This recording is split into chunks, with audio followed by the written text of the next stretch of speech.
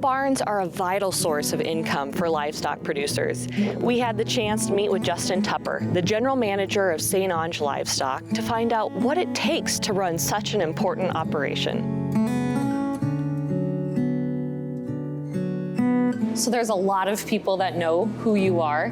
There's also probably a lot of people that don't. So let's start there. Who are you? What do you do in this point in your life? Well, obviously, Justin Tupper. Live here in St. Onge, and manager and owner here at St. Onge Livestock. We also run a small feedlot and some cow-calf and yearlings, along with my family, my wife Brooke, and 2 boys and 2 girls. So it's kind of a family operation. Right here, we're kind of out of the wind, and where they get fed, they'll get to tearing around here.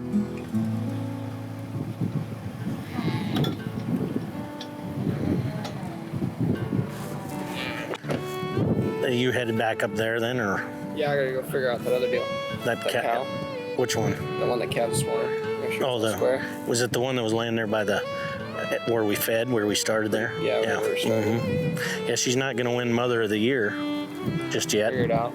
So, everything else. Was there some more up on top that are coming? This would be it all.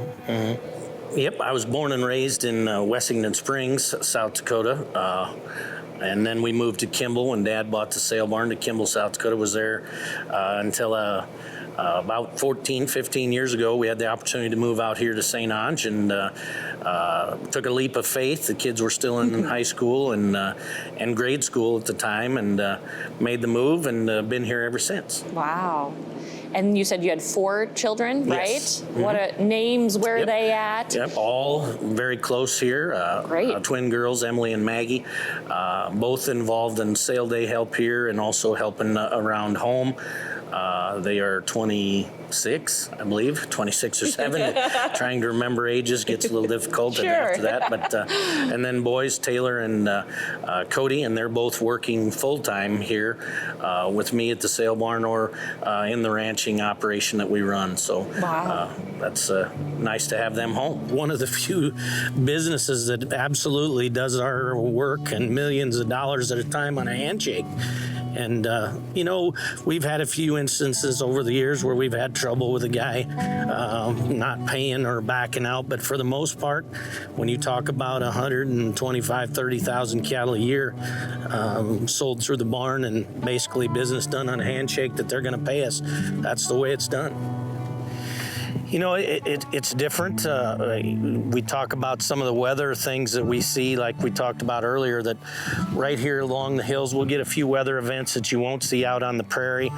But we also are fortunate, we a lot of times will maybe get some moisture that they don't get out on the prairie too, that we'll see along the hills. And So yes, very fortunate. Through this part of the area, there's a lot of good cover. We do have a lot of pine needles that we have to be careful of. Like we can't run the cows up in this part of the pasture when they're pregnant during pregnancy because pine needles can abort.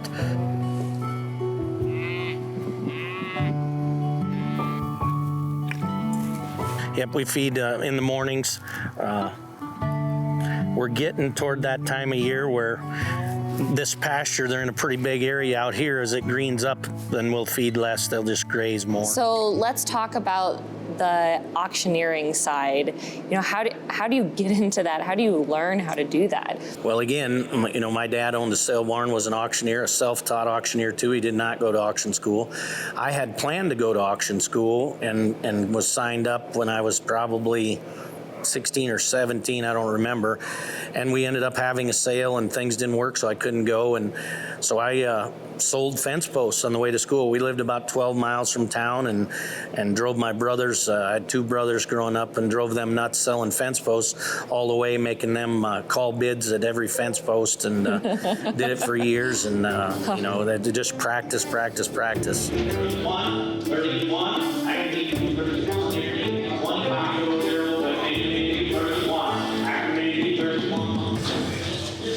Another steer, easy. Big bowl, see? No, as far as he asked how many, you know, what we spend for time here. Obviously, Brooke's in the office pretty much full time, and Pep works the country for us, and we're gone quite a bit in looking at cattle.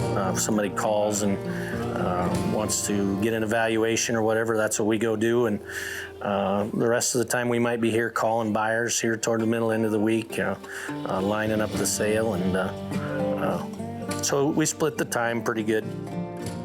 I think every auctioneer has their different rhythm, and I think the pace is a big thing. So you're trying to build up, so to speak, a fevered pitch to make them want to bid and buy them, and we're trying to get them caught up in the moment so that you bid all of or a little further than you intended to go, because the fevered pitch built up, and it was an exciting moment, and you decided, oh, I really do like those, and I was going to give $1.80, but I gave $1.85 because that was the auction, and somebody was pushing you to that point. Somebody else liked them. The competitive bidding worked. So, I think as far as everyone's a little different in that, how they like to make sure, but it is about engaging the buyer and making sure that we're moving that at a pace that makes them want to competitively bid for them. Right. Yeah, there's definitely some psychological aspects that you have to study. Yes, there are definitely psychological games. Yes, watching whether they're going to sit on the edge of their seat or mannerisms, whether they're going to bid. That's definitely part of what happens through the barn here.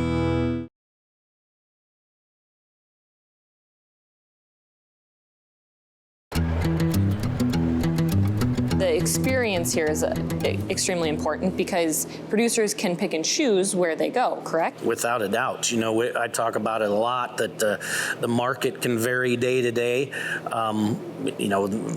For example, the board could be up the limit, down the limit on the sale day, but the experience they have is what we can control. Mm-hmm. And so that's what we have to work on as hard as we can to make sure that experience is the best one they can have. And we're a service business. We sell a service.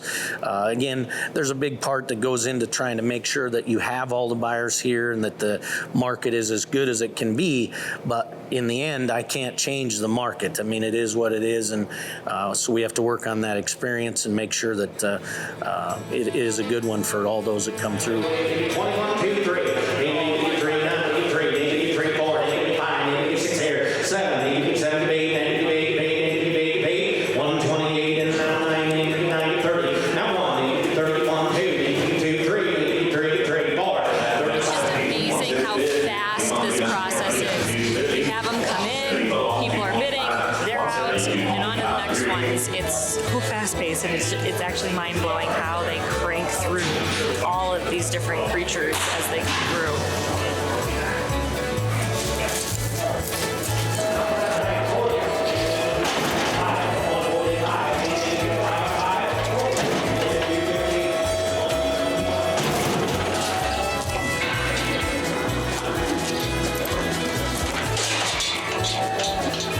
Very quiet right now, but when this is going and there's a sale going on, there are so many different people that seem to play different roles in this. So could you speak to a couple of those different roles? Without a doubt, in a fall day, we have a huge team that it starts from when your cattle get here to when we get them fed and watered and taken care of, and then move through the ring in a timely fashion, and then penned and taken care of again.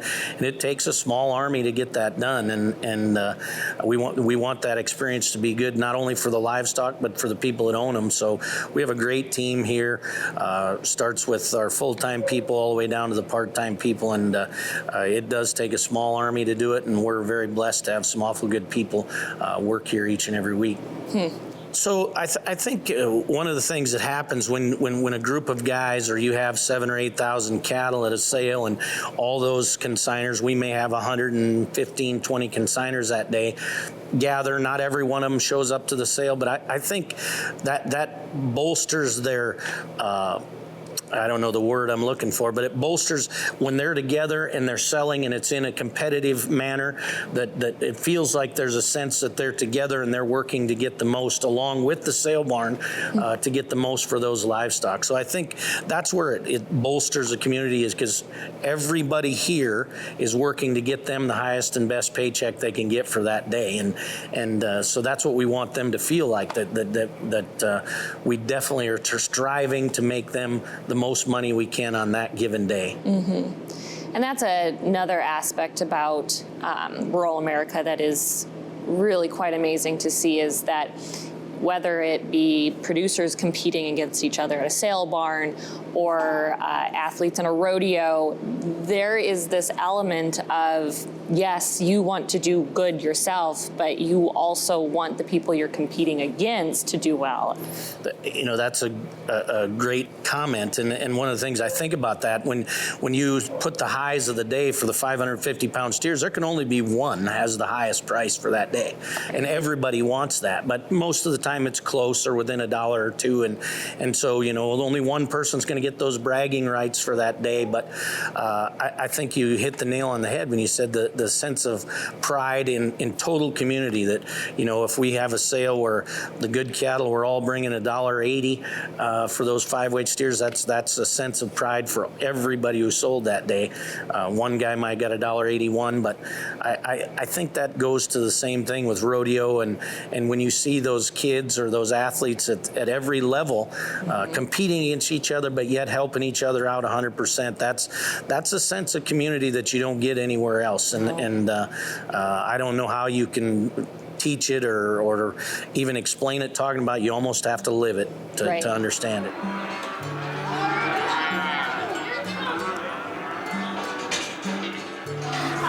In charge of making sure that the calves go into the right pens. The buyer number pops up on the screen here, and then I can tell if it has already got a pin or if I need to get a new pin for it. And so I write down on this piece of paper, and that shows me if that pin has already been used or not, and it helps me keep everything in line. Let's go to 510, 510, buyer 1079. And can you write that the yearlings are in 549, 549?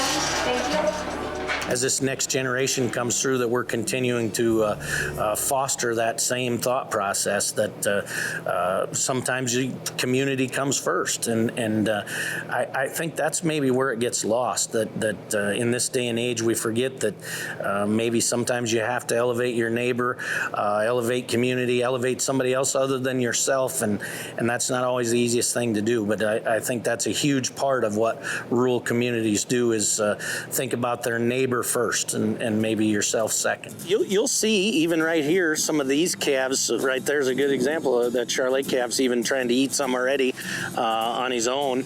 They'll eat grass and drink water and do a little bit of it as they grow, and it just continues to be more as they get larger. They depend, I would say, 90% on mother's milk as of now, at least. So these calves for us, middle of October, pretty typical time to wean. Weather conditions can have a factor when we do it, but we would typically either go to the lot at our house with calves middle October or sell calves somewhere at that time.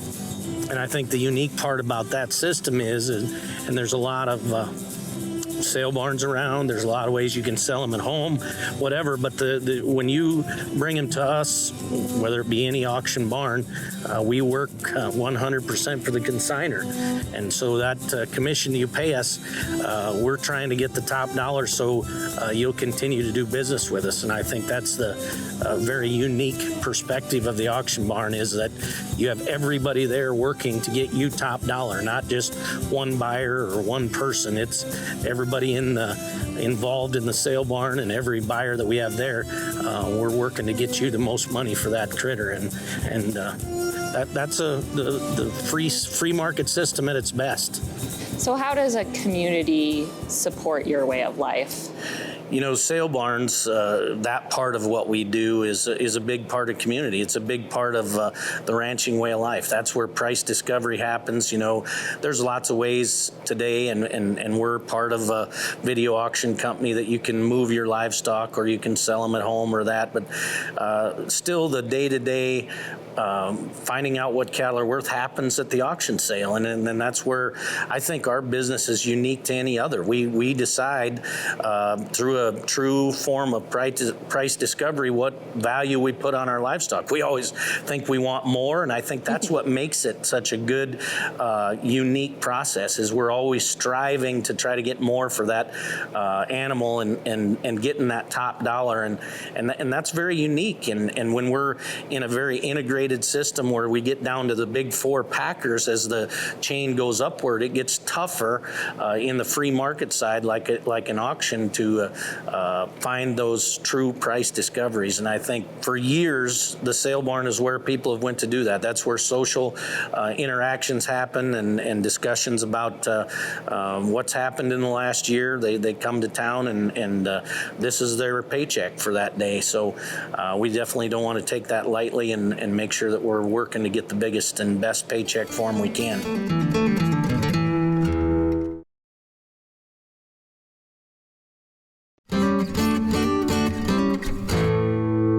So what are things that consumers can do? I think sometimes people that aren't associated or have some type of tie to cattle ranching, they think that it has nothing to do with them, but really everyone has some effect when it comes to this. So, what is something you would tell someone who maybe didn't know? I think in a larger picture, that is buy local.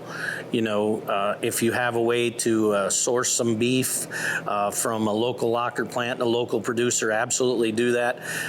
And it trickles down all the way. Buy local all the way.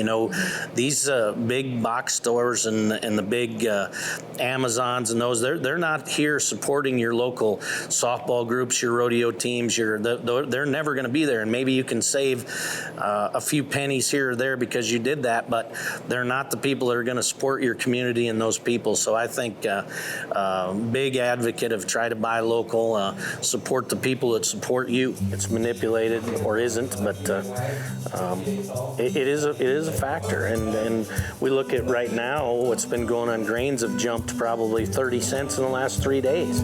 Corn market, and that's pretty unprecedented stuff. And we're above $6, something we haven't seen for quite some time. We're seeing box beef at all-time highs and still not being able to sell our cattle for even $1.20. So quite a disparity, something that we are very cognizant of and work on each and every week. So as you're moving forward with new technology and new strategy and advancements, what are some things that you hope to see kind of coming in the future for cattle sales and different things like that? I just hope that we can, level the playing field, so to speak. We've got a huge disparity today in what beef prices are when they are sold to the retailer versus what the individual that's selling the beef gets. $2.76, I believe we looked today, was what choice beef was worth, and we can't get $1.20 for fat cattle. It's just huge price disparities, and we've got to get some of that leverage back to the producer, and we've got to get some of that money flowing back down. I think today it's always been hard for a young person to get back into the business or be able to come back to the family farm or family business for that matter. It's probably tougher than ever with the huge disparities we see in what we get for our product versus what it brings in the retail store. We have a real there, 31. I need to be 31 on there, 31, 31. They need to be 30. They got 25, 6. They need to be 25. Gonna wait 9 something. 25. They need to be 21. They need to be 21. They need to be 21. They need to be 21. 815. 115.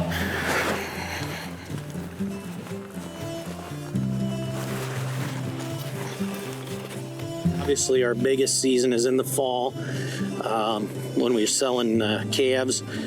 We're still busy all the way through the spring. Last week, I think we had 1,200. We'll probably have 1,500, maybe 2,000 this week again. So we run the Newell sheep yards also. That sale is on Thursdays. Sell sheep over there. So that keeps us busy. It's also fairly seasonal. It's busiest in the fall, late summer and fall for the lambs. So.